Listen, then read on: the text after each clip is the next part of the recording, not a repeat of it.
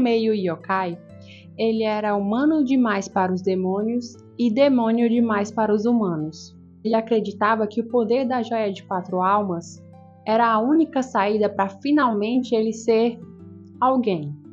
A raiva era a armadura dele. Ele queria se tornar um yokai completo, para nunca mais sentir a dor da fraqueza ou da solidão. Quantas vezes nós mesmos tentamos criar uma versão perfeita da gente para tentar esconder as nossas feridas?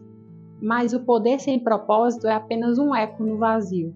Tudo mudou quando ele parou de fugir da sua parte humana. A vulnerabilidade que ele achava ser a sua ruína foi, na verdade, o que salvou ele. No final das contas, a busca pela Joia de 4 Almas foi a reconstrução do seu próprio coração. Eu assistia a Inuyasha e detestava Kikyo. Quero saber se você gostava. Comenta aí, curte, compartilha para mais e fui!